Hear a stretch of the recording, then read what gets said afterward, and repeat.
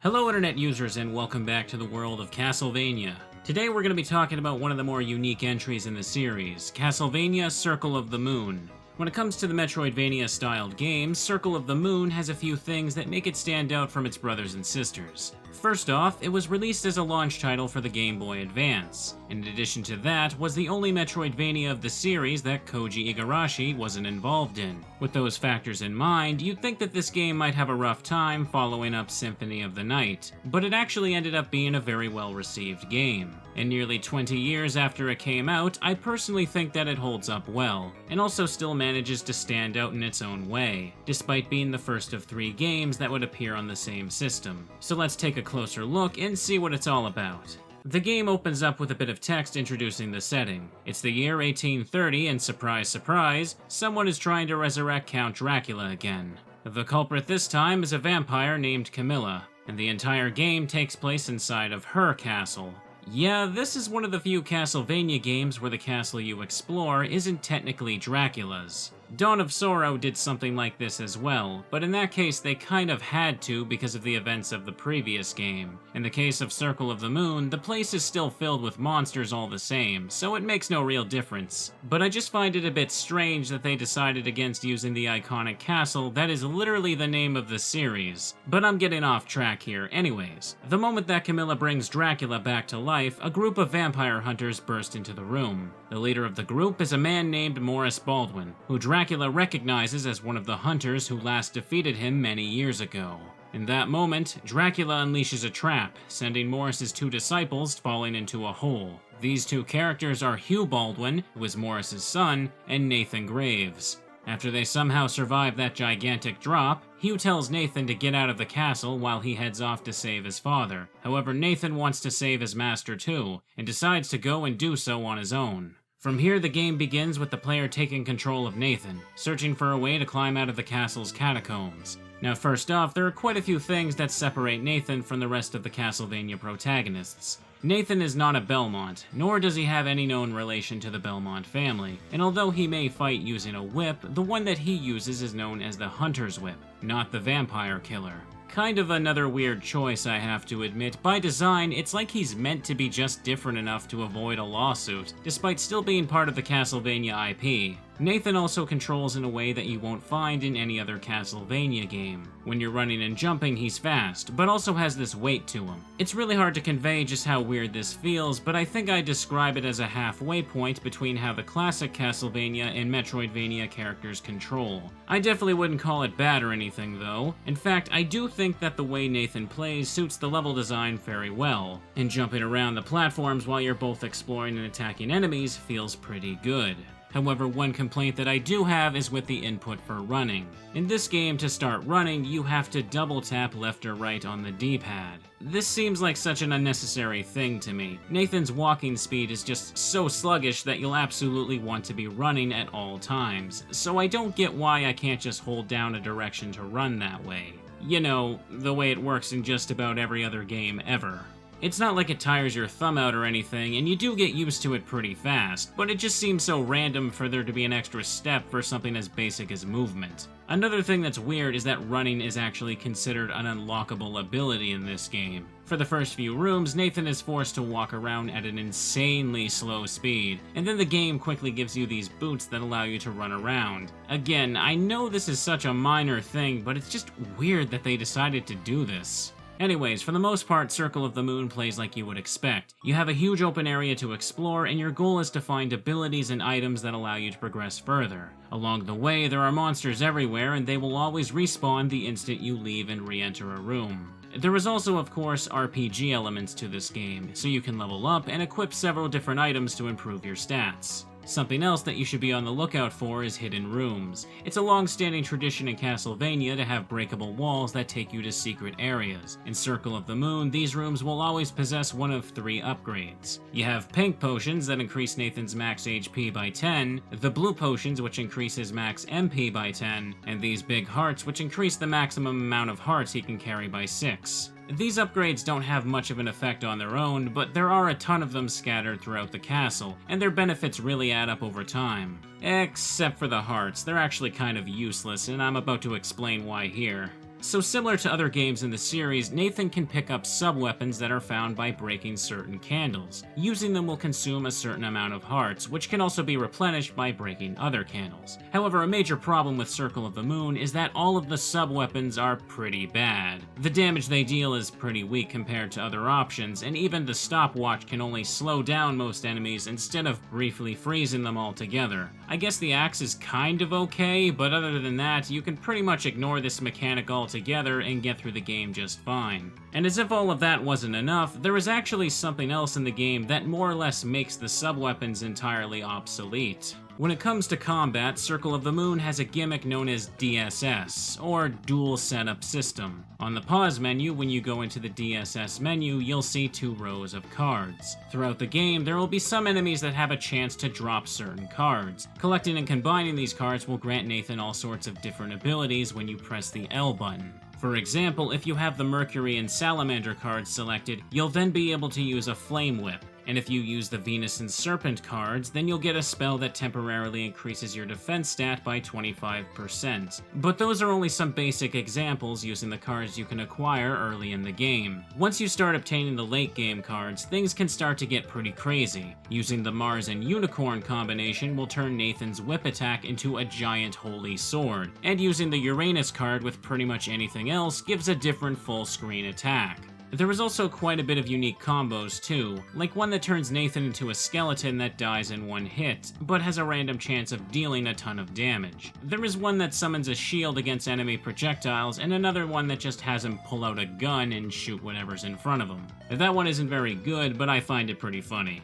You can only select one card from each row, but every one of them has a different effect when combined with a card from the other row. Once you collect a card, you have it forever, and the effect of the combination you're using can be toggled on and off with the L button whenever you want. Experimenting with these can honestly be a lot of fun. As the bigger your collection gets, the more abilities you'll essentially gain whenever you find a new one. However, as much as I do like this mechanic, there is definitely more than a few problems with it. I think my biggest complaint is the fact that on the DSS menu, the description of all combinations will be listed as question marks until you activate it. And I don't just mean pressing the L button to turn it on. The game wants you to figure out what each combo does before it will permanently list it on the menu. Now that makes a lot of sense on paper, but in practice, it can be very annoying. For example, when using a combo that increases your luck stat, the game won't tell you what that combo does until you happen to get an item drop from an enemy while it's active, because your luck stat affects drop rates. By far, though, the worst offender for this is the Neptune card. By pairing the Neptune card with any other card, the spell you'll cast will make it so that taking damage from a specific element will heal you and drain MP instead of hurting you. However, you'll have no idea what you're even absorbing until you get hit by an attack of the correct element. So essentially, if you want to properly use this card to resist a certain type of enemy, you're going to have to play a trial and error game of throwing yourself into every monster you see until you can figure out which combo grants you which resistance. I think you can see what the problem with that is. At that point, you're better off just looking up what you need on the internet, and figuring things out the intended way would just become a chore. Another card that's guilty of this is the Uranus card, and all of its combos. I mentioned earlier that this one allows you to call forth a full screen attack, just like with the Neptune card. Each one you pair it with gives one with a different elemental affinity. However, the problem with using the Uranus spells is that you're more than likely never going to figure out how to even use them without looking it up. Once a Uranus combo is active, you need to make a half circle motion on the D-pad starting with down and going to up, and then pressing the B button. And again, that may sound simple, but there is no indication in the game anywhere that you're supposed to make that kind of input. Sure, some people might get lucky when messing around, but the majority of people playing this game will most likely never know this. Symphony of the Night did something like this too, and I can't say I was a fan of it there either. This is one thing that I'm really glad they got rid of in later games. Something else that I dislike about the DSS system is how there are so many abilities that are just worthless. Some of them I honestly can't even believe they're in the game. For example, the Venus and Griffin combo makes it so that your intelligence stat goes up by 25%. The problem with that is that in Circle of the Moon, the only thing that your intelligence stat affects is the rate at which your MP restores. Even attacks that look incredibly dependent on magic are entirely based on Nathan's strength stat for damage. So using this combo makes it so that you're slowly draining your MP to keep it active, for the ability to recover your MP slightly faster. It's like the devs didn't even know how their own game worked. That's probably the most extreme example, but after spending so much time messing around with these, I can definitely tell you that there are more than a few abilities that are there just for the sake of filling a slot. Even if they do technically offer a benefit, they're often so minor that they're not even worth the few seconds it takes to open the menu to equip. I can appreciate that they were experimenting with the whole DSS idea, but it's certainly a bit rough in some areas. However, I would still say that all of the positives outweigh the negatives, and it really does add a lot to the game as a whole. But before I move on from this, there is still just one thing I have to say about it. It is absolutely and completely broken. So obviously, if you want to use a certain card combo, you actually need to have those two cards, right? Well, that is not the case at all.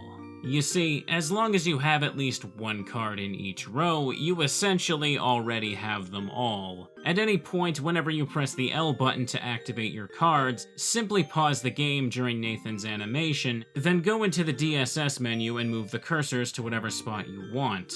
Now when you exit and go back into the game, Nathan will finish his animation, but the spell that activates will now be for the card combo that was selected while the game was paused, even if you don't actually have the cards that are supposed to be in that spot. This glitch is extremely easy to do, and I have no idea how they didn't catch this before release, but if you ever decide you don't feel like grinding for cards, just remember that you don't have to. But anyway, I think you all get the point. Let's get back to talking about Circle of the Moon's story. I haven't really spoken too much about it this video, and that's mainly because there isn't a whole lot going on with it. After the intro, cutscenes are very few and far between. After spending quite a while running around the castle, Nathan will encounter Hugh a few times, where it becomes apparent that he is incredibly jealous of Nathan, due to the fact that Hugh's father made Nathan the successor of the Hunter's Whip instead of him.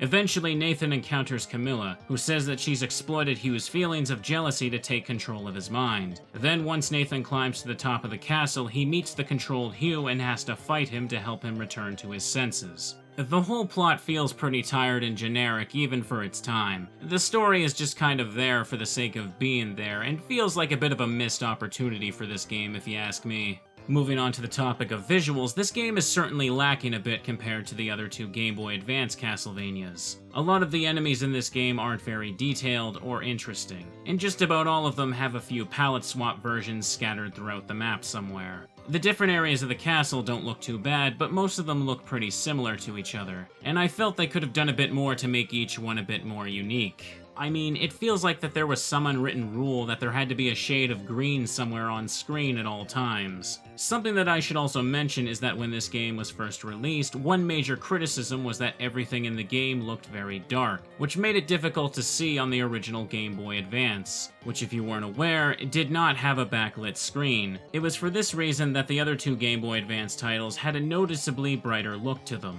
My first time playing this game was on the Wii U Virtual Console, but I can definitely see how this would have been a problem for people back in the day.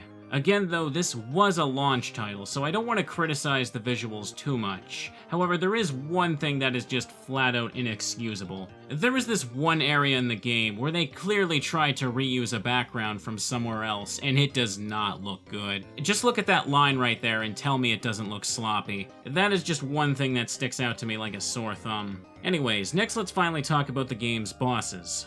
One thing that I've always liked about Castlevania is how much variety there is to the boss fights. This is one aspect of Circle of the Moon that is for the most part good.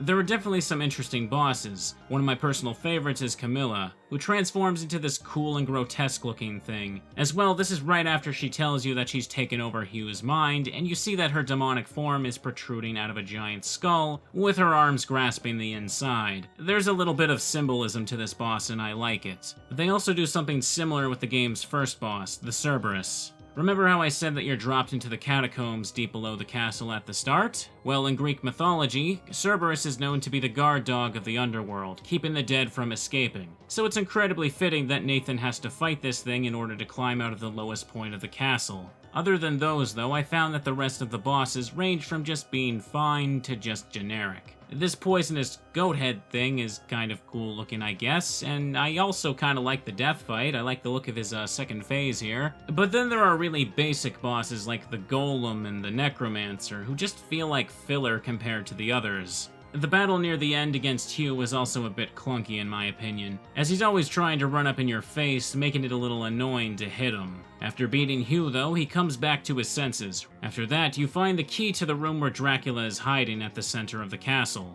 Once you arrive there, it's a pretty standard Dracula fight, but once you reach his final form, things get pretty ridiculous. So this is easily one of my least favorite final boss battles in the series, and is just not fun. The first phase is manageable, but after you deal enough damage, he'll start to flash and do this charging attack. If this hits you, it will do an insane amount of damage no matter what level you are. What you're supposed to do is stand in the center of the arena and then time the super jump to dodge for as long as he decides to do that attack. After that, there will be a brief period where he'll float around the arena as an eyeball. You have to act quickly as this is the only point where you deal damage now. This is also hard to do because of the randomness of the bats around him. The game can also lag horribly at this part because of all the stuff that's happening on screen. Once this brief period is over, he will go back to doing the charge attack over and over until you eventually get another chance. This results in a slow and tedious fight, where all it takes is just one or two mistakes that completely ruin everything.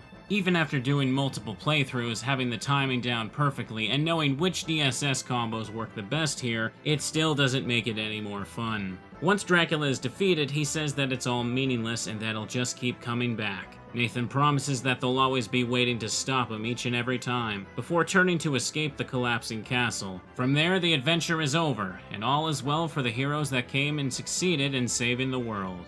And that was Castlevania Circle of the Moon. Overall, I think it really does stand out on its own. Although there are things that were definitely improved on with later titles, there is still plenty here that makes it worth visiting if you happen to miss it. It's a bit subjective as to whether you think there's any replay value though. Unlike the other games, you can't unlock the ability to play a separate mode with another character. However, one thing you do unlock for beating the game is the ability to play a different class. For example, beating the game the first time unlocks Magician mode. In this one, Nathan's strength and HP are reduced, but he gets a ton of MP and intelligence. He also starts with every DSS card in his inventory, making this mode a bit more interesting. Too bad you can already glitch all the cards for yourself in normal mode anyway. Beating the game on Magician mode unlocks Fighter mode, where DSS is completely disabled and Nathan's strength and HP is buffed. Beating that unlocks Shooter mode, where all the stats are slightly decreased and sub-weapons now deal a lot more damage. And finally, when that mode is finished, you get Thief mode, where all stats are decreased except for luck, which is increased by an absurd amount, making for a chaotic mode where you'll likely be making use of all the rarest items that enemies can drop. These additional modes are fun, but I wouldn't say that they added enough to make me want to play through it that many extra times. In the end, I'd say that it's a great Castlevania game and worth checking out. My name is Pikasprey, and thanks for watching.